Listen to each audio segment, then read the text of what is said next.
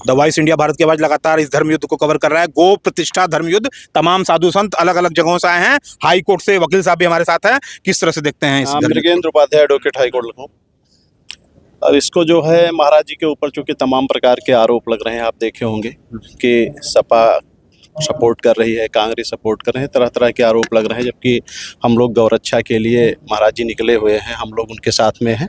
उस पर हम ये कहना चाहते हैं कि जब कांग्रेस की सरकार थी तब महाराज जी ने जो है राम सेतु का आंदोलन खड़ा किया, जिसका सीधा सीधा फायदा भाजपा ने उठाया। आप लोगों ने देखा होगा कि जगह जगह इन्होंने रथ निकाला, उस समय राम सेतु को लेकर के वो पूजा अर्चन कराया।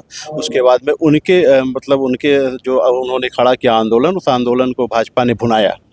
उसके अलावा जब कांग्रेस की सरकार थी तो गंगा पर जब बांध बनने की बात आई तब भी स्वामी अभिमुक्तेश्वरानंद जी ने उसका भी विरोध किया, और उसका भी फायदा प्रत्यक्ष और अप्रत्यक्ष रूप से, दोनों रूप से जो है भारतीय जनता पार्टी ने उठाया।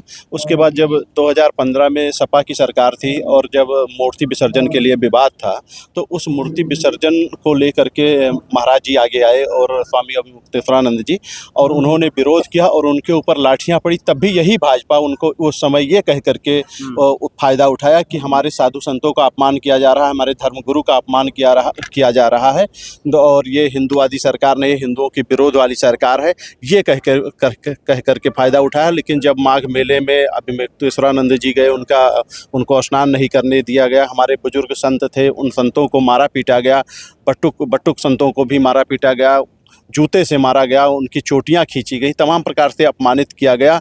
और तब जब महाराज जी ने आवाज़ उठाया, चूँकि गौ हत्या पर तो बराबर महाराज जी बोलते ही चले आ रहे हैं, उस पर जब आवाज़ उठाया तो यही लोग जो पहले फ़ायदा उठा रहे थे, ये सब कह कर के हिंदू विरोधी सरकार है, संतों को अपमानित किया जा रहा है, उनके तमाम आंदोलनों को अपना ले लिया, अपना किया, तो वही लोग फिर ये कहने लगे कि इनका सपोर्ट जो है सपा कर रही है, बसपा कर रही, कांग्रेस कर रही, ये पूर्णतः गलत है, हम लोग इसका विरोध कर रहे हैं, इसका खंडन करते हैं पूर्णतः से। हम लोग जो है अब समझ चुके हैं कि जो हम लोग उसके साथ में हैं, जो गौ हत्या पर पूर्णतः प्रतिबंध लगाए, तो गौरक्षा की बात करें, हम लोग उसके साथ में हैं। हम लोग महाराज जी के पूरे अधिवक्ता समाज साथ है, पूरा अधिवक्ता समाज साथ है, तमाम अधिवक्ता यहाँ पर आए हुए हैं। हमारा जी भी है, अधिवक्ता समाज भी है। महाराज जी किस तरह से हमारे मेरा ये मानना है कि आज समाजवादी पार्टी की, कांग्रेस की या भारतीय जनता पार्टी की कोई बात नहीं है। आज सनातन धर्म की लड़ाई है।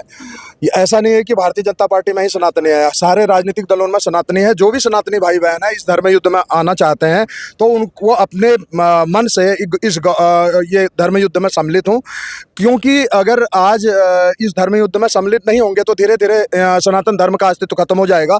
जिस प्रकार से आज उत्तर प्रदेश की सरकार भी एक ऐसा आरोप स्वामी अभिमुक्तेश्वरानंद महाराज जी पर लगाते रही है, जैसे प्रयाग में हमने देखा कि ब्राह्मणों की शिकायतें खींची गई, वृद्ध ब्राह्मणों को पीटा गया और सनातन धर्म का अपमान हुआ और उनको वहाँ गंगा में स्नान करने से रोका गया।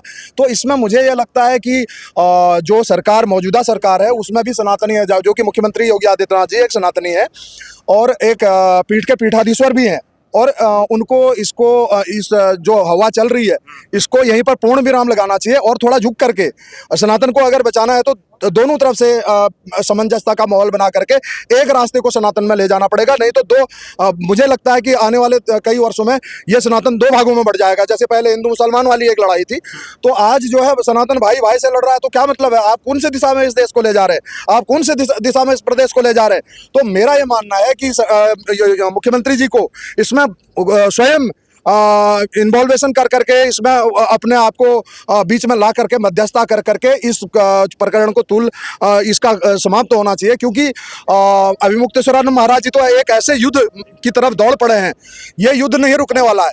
ये युद्ध ऐसा युद्ध है कि ये आज से आपको बताएं, आज संखान ईंधन इसका हो रहा है, यहाँ से आज बिल्कुल फूक जाएगा। आने वाले 2 से 3 वर्षों में सनातन अगर इसी दिशा में रहा तो 2 फाड़ों में सनातन दिखाई पड़ेगा। एक फाड़ राजनीतिक हो जाएगा और एक फाड़ जो है प्योर सनातनी हो जाएंगे। इसलिए अगर सनातन को बचाना है तो सभी राजनीतिक दलों के जितने भी सनातनी हैं, चाहे वो कांग्रेस के हों, चाहे भारतीय जनता पार्टी के हों, चाहे समाजवादी पार्टी के हों, बसपा के हों, और भी हिंदुस्तान के अंदर जितने भी राजनीतिक दल हैं, सभी दलों के सनातनियों को एक मंच पर आना होगा, तभी ये धर्म ये बच पाएगा। गाय या आय, ये भी एक चर्चा का विषय है। देखिए, गाय, महाराज जी लड़ाई किसकी लड़ रहे हैं? अपनी माँ की लड़ाई लड़ रहे हैं। हमने दूध पिया है, हम उसका कर चुकाएंगे। और वहां पर महाराज जी एक बात और भी कह रहे हैं, अगर उनकी वहां पर टिप्पणी हुई, मुख्यमंत्री जी की वहां पर टिप्पणी की गई, तो महाराज जी ने तत्काल बोला कि वो माँ भी मेरी माँ है। तो क्या आप गौ माता को माँ नहीं मान रहे हो? उनको भी तो मान लेना चाहिए। तो अगर दोनों एक ही माँ के पुत्र हैं, माँ तो बोल ही दिया है, तो बड़ा भाई और छोटा भाई हुआ, तो बड़े भाई को बड़े भाई हमारे महाराज जी, छोटे भाई योगी जी, अगर वो माँ को माँ माने हैं तो भाई तो हो गया। तो उनको भी तो मान लेना चाहिए कि एक फर्ज निभा लेना चाहिए। छोटे भाई को चाहिए कि बड़े भाई की बात मान ले। और बात कौन सी मनवा रहे हैं? गौ माता को राष्ट्र माता, किसको? जिसका दूध पिया है तो उसको राज्य माता घोषित कर दें, हम आगे चलकर आपका पूर्ण सपोर्ट करेंगे। दूसरी बात, जो राजनीतिक बात आ रही है, कोई कह रहा है कि सपा सपोर्ट कर रही है, सभी राजनीतिक पार्टियां अपनी रोटियां सेकने में लगी हुई हैं, ठीक है। कोई सभी लोग मिलकर अगर ये कहे नहीं, गौ माता को राज्य माता या राष्ट्र माता घोषित करिए, और गौ वंश का जो वध हो रहा है, उसका जो निर्यात हो रहा है विदेशों में, उसको बंद करिए, आय का स्रोत मत बनाइए।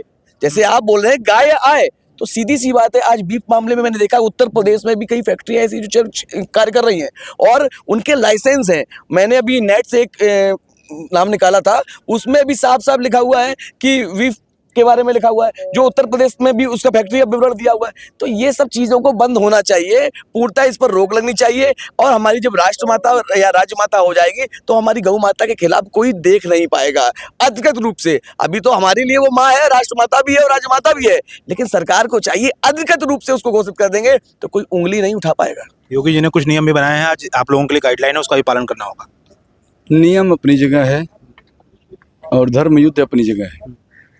नियम जो बनाए हैं, नियम के तहत ही हम लोग चल रहे हैं, नियम के खिलाफ नहीं चल रहे हैं। लेकिन ये देश देख रहा है कि पहली बार किसी धर्म को अनुशासन के रूप में ला करके खड़ा कर दिया गया है। अब देश को कैसे उसको पार करना होगा, ये सभी सनातनियों को सोचना होगा। और आप लोग एक शब्द जो बोलते हैं कि सपा और बसपा का समर्थन है या कांग्रेस, मैं नहीं बोलता, नहीं मीडिया वाले बोलते हैं, मतलब जो मीडिया है। तो उसमें एक चीज़ और क्लियर कर देना चाहता हूँ कि राजनीतिक दल आपस में दल बदल करते हैं, सनातनी कभी नहीं बदलते हैं। सनातनी एक मंच पर रहते हैं, एक साथ रहते हैं, चाहे वो किसी पार्टी से हों। लेकिन कभी कभी आप पार्टियों में देखते हैं, इस पार्टी में है तो कल उस पार्टी में चले गए, फिर उस पार्टी में चले गए। तो जो राजनीतिक दल है वो अपने तरीके से उस सभी को उसी तरीके तमाम संक्रांत यहाँ पे हो रहा है, लगातार हम कवर कर रहे हैं। धन्यवाद।